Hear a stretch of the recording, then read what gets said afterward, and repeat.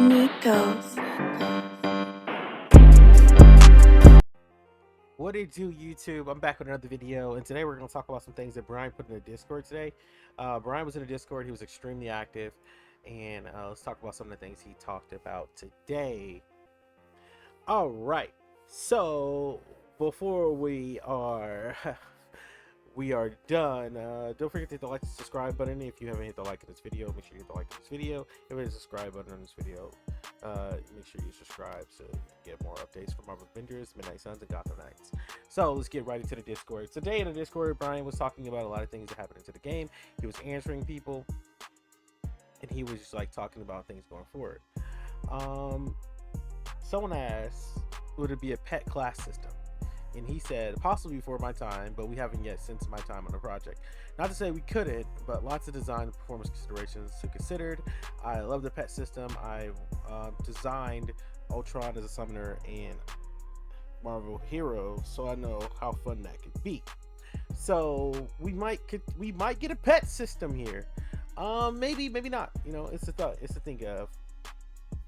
Now, then Brian goes on to say, I think adding a villain as a playable character would be really interesting. I love doing when we worked on Marvel Heroes. I did the initial design for playable Ultron. Would it be kind of odd in other games because it's so Avengers focused? One of my primary design principles going forward is make the player feel heroic. Hard to do as a villain, even a reformed one. So, looks like we might get Loki, might not. I don't know. Someone asked, well, Brian, I guess I'll shoot my shot with some questions. How long have the Avengers been together? Are there any other hero groups, or is it just the Avengers? So here we go, out to the best of my knowledge. I do not know how long they've been together. I do not know there's any heroes. There have been other members. In the last part of that question, it just says the fourth part here. The guy asked, and this is one of more gameplay questions, but it would be more possible to have more playable characters that are also the boss and the villain sectors, or the hero that's the bad at first and mind control, etc. And then he goes for 4. He says possible, sure, probable, unlikely. Never say never though. So this goes back to the whole thing about there not being an additional villains will not be playable. And it's cool though. You know? It's cool. You know, I would like to have some playable. There's like some anti-heroes that I would love to see. You know what I'm saying? I really would be interested in that. But you know, it's a thing. All right, so Brian, there's a lot in the Discord today. Brian was really active. But he goes on to say, you know, some stuff about Jane in the future. What could be the future of Avengers? And he said they're already working on the next character, so that's good to know. He said we already completed the concept art, we're already working on the next character. So that's good. He said he told the team to play the game. Sit down, you've been working hard, just play the game. And like he was in here for a while. So there's a lot to go through here. I'm just reading through.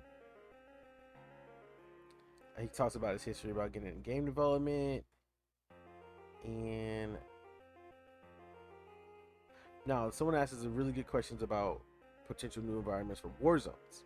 He says, I'd like to add new biomes in the future when it makes sense for the story. Nothing planned now, but I find myself planning further and further out every day lately. Ha! Now that's a shot. That's a shot. That's a clear shot at the state of the game. He's saying now I can find myself planning further and further out. He said he can't tell us anything about the next character. Everything he tells us about the next character that they're next, which is kind of funny. I think that's really, it's just pretty funny. Here's a question someone asked: will hero events be once a year thing, or do you guys intend to bump that number in the future? He says, I think we have a good rotation of events now. No plans to add new ones right now, but you never know. I think that's an L. Me personally, that was an L. I really would love to see more events. I don't think the 4 is that great. But, you know. It is what it is.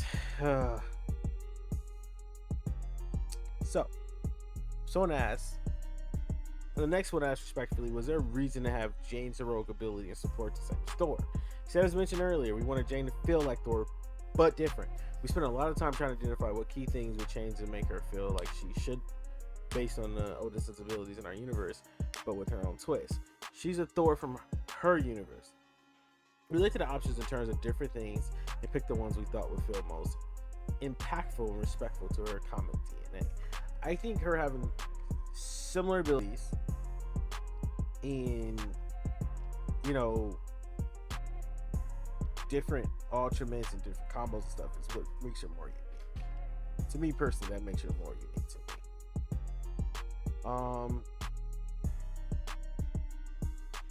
Someone asked, today said, how about splitting into different environments and rotating in and out of view, allowing the system to drop OOD in and out of views, leaving 4 to 5 characters visible at a time, shooting at target range, standing around the table, beating Thor at Mario Kart, etc. So they're talking about increasing the game and like the environment, making it feel more alive. He says doing something like that would make more memory intensive. We have to be careful with what we do, so we didn't make loading times for base PS4 and Xbox users worse for them. So that's when the game first came out, so that makes a lot of sense. So there's no update on loadouts. Didn't mention anything about loadouts. That was not talked about. Said you might be able to answer this. Someone asked a question about Game Pass. You might be able to answer this. You might not even know. Is the game going to stay on Game Pass for a limited time, or maybe to embrace yourself will change that? He said nothing to announce, but Game Pass has been great for us. There's that. There's someone asked him, if you had seen the Thor and Love and Thunder movie while making Jane Foster, would you change your combat style? She said, hard to say. We have so much inspiration to pull from in terms of her comic legacy that we felt really good with that, which is good. I don't want her based on the movie. No, make her based off what we see in the fucking comics. Someone said, how are you guys going to handle the title screen once there's more characters in the game? Are you going to just zoom in or out, or what? He said, not sure yet. We have some preliminary discussions about it because we're out of room memory with the addition of Jane. We have to do something before our next hero, but still figuring out what's the best option is. I'm telling you, just do Marvel Avengers Omega. Not Marvel Omega. Basically, Marvel Ultimate Avengers Omega Heroes. That's what we want the game to turn into anyway. So, I'll just do what they did with the character selection. Just have like everybody lined up with the select from the damn title screen and then jump right into the game. I think that is, I don't know how hard that'll be, but I know that'd be pretty good. I'll be honest. That'd be pretty good. Someone asked about the free DLC and the character skins, and he basically said when I change their model, you got to pay for that. Speaking of harm rooms, any news of fixing for missing harm rooms? It makes a Red Room event non-existent. Also missing a custom harm room suck. So the team's been investigating this, but they're struggling to reproduce it. Seems to be impacting a small amount of players. I'm not able to identify what the cause is yet. So y'all have issues with the harm room. There's not much you can do about that. Pretty sure. That's just what it is. There was a question about X-Men. People asked this. He basically shot down, we're not doing Wolverine. That's not really Avengers. It's more X-Men. What do you think about Wolverine? So boom, there it is. People want X-Men in this game, and a lot of the X-Men that play the role in Avengers were more synonymous with X-Men, which is the truth. If there's anyone I would say that was kind of a co-star on both, it would be Beast. Beast has been a long-standing Avenger. Dazzler's been a long-standing Avenger. But Dazzler's been pretty much everywhere. Guardians, X-Men, and Avengers. Dazzler's been all over the place. So, no, like, someone's talking about, there's a bunch of stuff about glitches. People ask him about the games he plays. He plays games like Path to Exile stuff, which makes sense. He worked on Marvel's Hero. He likes Diablo, obviously. There wasn't really much update. He's basically said he's working on the next hero, and Jane's done, so the team would break for a little bit. So he's completely in charge, though. That's really what you get from this. And there's info about patrol mode, so here we go. We haven't forgot about it, I promise. It was and is in the same situation Clone Lab was when I took over this role. You might have seen old trailers for it that show bosses like Metro Taskmaster and the Patrol. I want to make sure that we release Patrol. We're not asking you to fight those same bosses again. Nothing to announce yet, but we have plans. So, new villains are confirmed here. With Clone Labs and Patrol mode, we're looking at new villains. He said, someone also said, Doctor Strange is number one on my wish list if you're talking requests. If you're taking requests. He said, if I had to pick a character that would most want in our game, it would be Doctor Strange. I think his gameplay could be really exciting and different. Would be such an entertaining character in our worlds. Everybody wants Doctor Thing. Everybody wants Doctor Strange. Come on, man. For real. Everybody wants Doctor Strange. Like, let's just make that a thing. Can we just make that a thing? Everybody in the world wants Doctor Strange in this game. That'd be so tight. That would be so tight. Let's see if there's anything else in here. Cutscenes for story modes are definitely nice, but I also understand that they're very labor intensive, so I don't expect them to be very often, especially for live service games. He responds, cutscenes would be a lot of movement interaction are very time intensive and labor intensive. Ones like before the raid where heroes are standing and just talking to each other are not as intense. The difficult there is being able to get all the voice actors together that we need when we can. Our actors are also good, and because of that, in high demand and are very busy. So that's why that's what we're gonna get a bunch of cutscenes. It's kind of the money thing. It's a financial thing here. Someone says, fingers crossed that the Modok OT has a cutscene intro outro similar to Family Reunion. It really goes a long way for players like me. He goes, it will. Boom. Confirmed. So it will have a story aspect to it, which is good. Those things like that could be story aspect. Give me a villain. I don't need it, guys. No, we don't need all that. Give me the villain dialogue, whatever. Let's just keep it a buck. With that, Modok, well, we need that, right? We just need that. Alright, so someone else said, I think it's the right call overall. I have to admit that I was a little sad that Jane didn't get legit cutscene introduction like Spider-Man did. It's like Spider-Man did. I was a little sad that Jane didn't get introduction like Spider-Man did. The animated intro is neat, but seeing characters actually interact in-game cutscene goes a long way to make their arrival feel impactful, even with the operation just food for thought. And he says, I talked to my lead producer about this today, about what I want to do with our next hero versus what we did with Jane. I think Spider-Man's heroic mission chain was a really good middle ground, and I'd like to get back to that. That isn't a promise or anything, just want to get done for the next one. So Spider-Man came with like this whole voice dialogue thing. You did his mission chain, and you got like all these intel, or the story of Spider-Man was told through kind of like how Destiny was doing a lot of things. Where the story was being told through like stuff you like lore that you read and stuff, which is cool. If they want to go that way with the hero, they want to make that the standard. I think that'd be cool. I think there's something worth it. I think people will enjoy it. You still get what you want. You gotta look for it though, and if you don't want it, you don't get it. And pretty much let's see. So the operation is completely done. Here's a big question. The operation is completely done.